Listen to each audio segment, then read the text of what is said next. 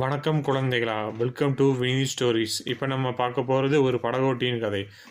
ஒரு படகோட்டி மீனை பிடிக்கலாம்னு சொல்லி போனான் கடலுக்கு போகும்போது அங்கே புயல் வந்து பயங்கர காற்றடிச்சு புயலாகி ஒரு தீவில் போய் மாட்டிக்கிட்டான். அந்த தீவில் போய் மாட்டிட்டான்.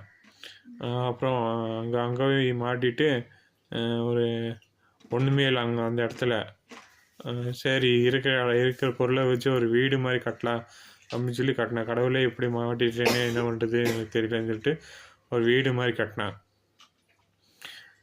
அப்புறம் ஒரு அவங்ககிட்ட தீப்பெட்டியில் இருந்தது. அது வந்து குளிர் ஆகிடுச்சு. நைட் ஆனே குளிர் ஆகிடுச்சு. அப்போ அங்கே போய் தீ மூட்டிட்டு கூடாத பக்கத்துலேயே தீ மூட்டிட்டு உட்காந்துட்டு இருந்தான். அந்த குளிர் தாங்க முடியாமல். சரி, வேறு ஏதாவது கிடைக்குதான்னு சொல்லிட்டு கடலோரத்தில் போய் ஏதோ போனான். மீன் தொலாவ போகும்போது திடீர்னு பார்த்தா அந்த கூடாரமே தீ பிடிச்சி எரிஞ்ச ஆரம்பிச்சிச்சு. அப்போ கடவுளை என்ன கண்ணே இல்லையே உங்களுக்கு, இப்போ கூடாக செஞ்சு வச்சா அதுவும் தீ பிடிச்சி எரிஞ்சு போச்சு. இப்போ எப்படி இந்த குளிர் தாங்கி நிற்பேன்? எனக்கு ஒரு வீடும் இல்லை, ஒன்றும் இல்லை. ஏன் சாமி என்னை இப்படி படிச்சிட்டீங்க அப்படின்னு சொல்லி கேட்கும்போது ஒரு பெரிய கப்பல் ஒன்று இந்த தீவை நோக்கி வந்துச்சு.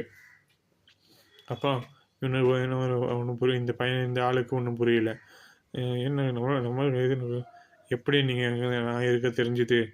ஏன்னா நீங்கள் ஏதோ புகை மூட்டமாக இருந்தது, தீ எரிஞ்சு புகை மூட்டமாக இருந்தது, அதனால தான் நாங்கள் உங்களை ஆளுங்க இருப்பாங்கன்னு சொல்லி சேவ் பண்ண வந்தோம். இப்போது கடவுளே மிக்க மகிழ்ச்சி, நீங்கள் என்னை காப்பாற்றினதுக்கு மிகவும் நன்றி சொல்கிறாங்க. இதுலேருந்து என்ன தெரியுது? Moral of the stories, don't lose the hope. என்றைக்கும் உங்கள் நம்பிக்கையை விடாதீர்கள். விடாமுயற்சி விஸ்வரூப வெற்றி. நன்றி குழந்தைகளா. மீண்டும் அடுத்த கதையில் பார்ப்போம்.